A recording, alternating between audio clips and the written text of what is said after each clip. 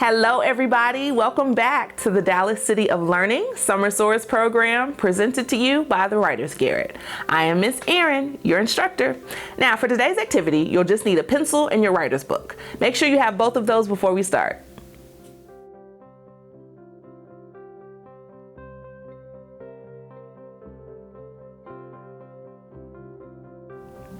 Have you ever seen a painting or a drawing that really made you feel something? Awe, joy, sadness, anger? Since the time of the ancient Greeks, poets have been using their thoughts and feelings about works of art to write poetry. We call them ekphrastic poems, from the Greek phrase meaning describe. That's kind of a funny word, right?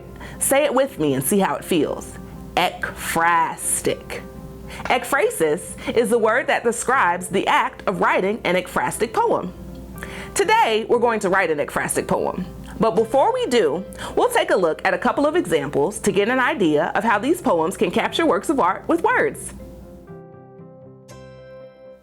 I'll Never Tell by Logan Cure. I'll never tell what we buried in the field. The black dog was not yours when you arrived here, but she is now.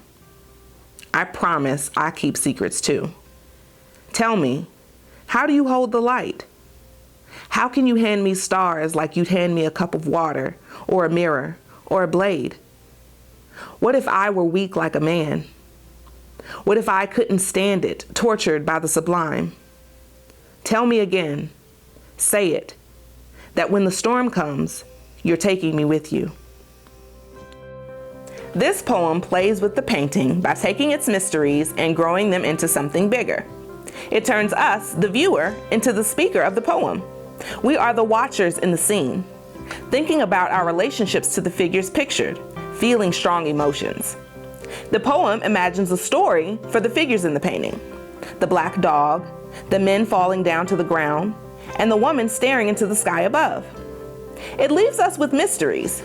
What was buried in the field? Who exactly is this woman? What kind of storm is coming? Is it good or bad?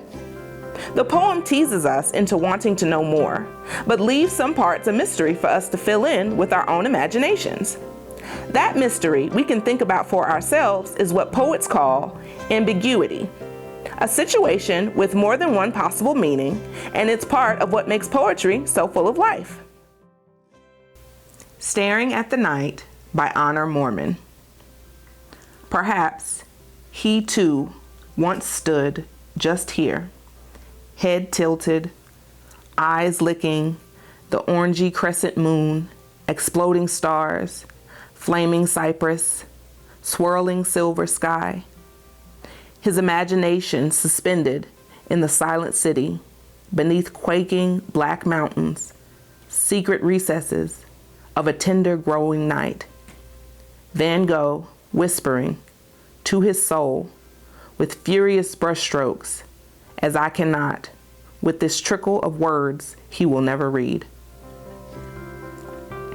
Here are a few interesting things about this poem. It explores a mystery. Starry Night is a world-famous painting from an artist that historians know a lot about. But even with as much as the world knows about Van Gogh, we can't say exactly what he thought and felt when he was inspired to paint his masterpiece. The poem ends in a way that makes us think. It describes what Van Gogh might have seen when he painted.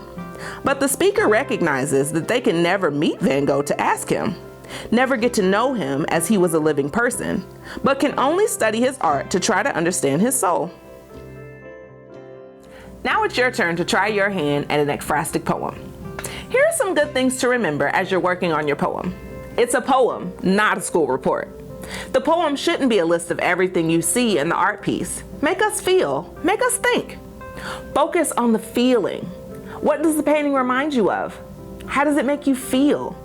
Does it make you think of a person or a place from your own life? Turn the painting into something more. Is there something important about the artist or when it was painted? If there are people in the painting, where did they come from? How are they feeling right now? What's going to happen afterwards? Don't forget about poetic devices like metaphor and repetition, and stay away from those cliches. I'm going to put 5 paintings on the screen. One at a time for 5 seconds each. Make sure you've seen all 5. Then go back to the painting you like the best. Pause the video and use the painting to write an ekphrastic poem. Here come the paintings. I'll see you when you're finished writing.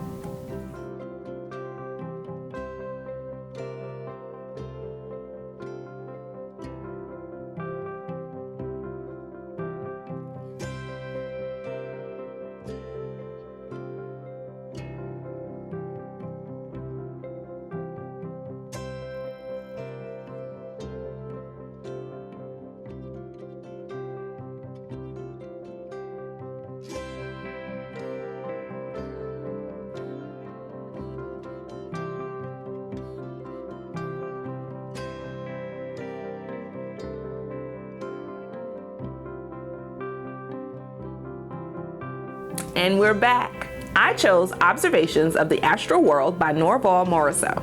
And here's what I wrote. I call it Light. Stunned by the light. Swimming in a sea of color.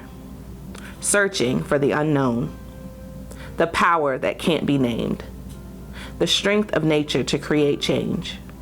Growing. Stretching. Watching the earth move around me. Keeping my people close to me, walking into the light together, bathing in blue, reveling in redness, ornate oranges that nurture our souls. Which painting did you choose to write about? That's all for today. I hope you enjoyed writing your ekphrastic poem. Thanks so much. I'll see you next time.